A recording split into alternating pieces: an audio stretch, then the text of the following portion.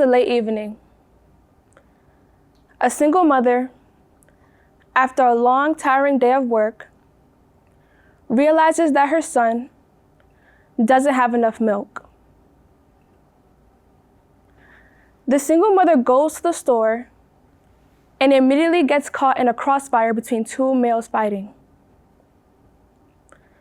Unfortunately, the single mother lost her life that day, leaving her beloved family and son behind.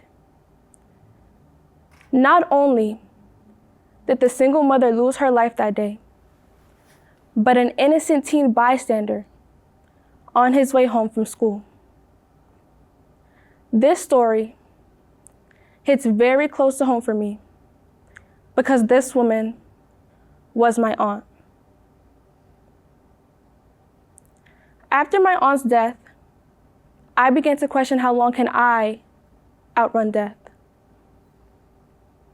Death is something that we can truly never understand, and that completely terrified me.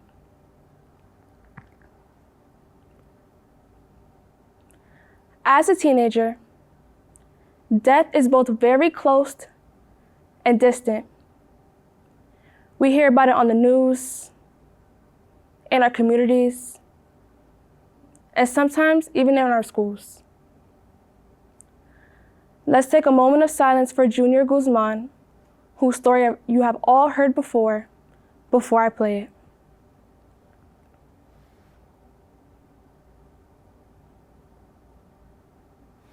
Friends and family today remembering Alessandro Junior Guzman on the 5th year anniversary of the Bronx teenager's murder.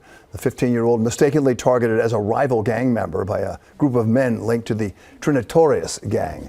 Video of the brutal attack showing gang members chase Junior into a bodega where he tried to hide, but they pulled him out and repeatedly stabbed him. Junior's mother has since lobbied for putting panic buttons in bodegas to go right to the cops. A free camp also opened after Junior's murder in his honor. Death is random. Death is unavoidable. And death is a tragedy. Yet no one ever talks about death. Because what's scarier than the unknown? What's scarier than not knowing that the person that you love might not make it home tomorrow? These are teens that suffered the same tragedy as Junior, losing their lives to violence, to nonsense chaos in our communities. And no one is doing anything about it. This is a graph. And you may be thinking, or you may be under the assumption, that adults are responsible for teens dying in the Bronx. But teens, we are doing this to each other. We are killing one another. And you may never think it's you until it is, because bullets don't have names on them. This graph shows teens under the age of 18 committing felonies, going to prison for violence that they should not be committing.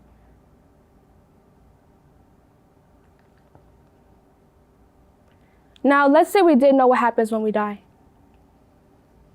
Let's say we would have a moment of peace, that we would live harder, dream bigger, because we know something happy was waiting for us on the other side.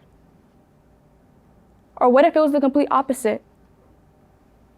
What if we didn't want to wake up in the morning? Not even want to get out of the bed, because we knew that emptiness and silence was waiting for us.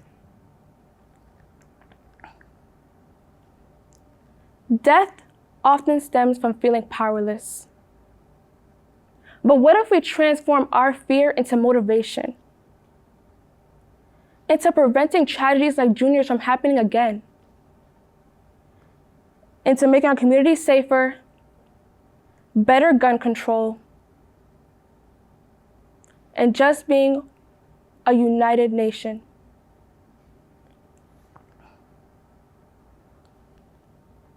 We can put our money our time and our patience into these organizations and activists that can prevent people that look like me from dying every day. Death is lurking around every corner in our community, and we need to do something about it. So let's not fear death, but understand life. And understand that the mystery is the best part. Because we need death for the desire to live fully and to give voice to the voiceless who has lost their lives to this violence. Thank you.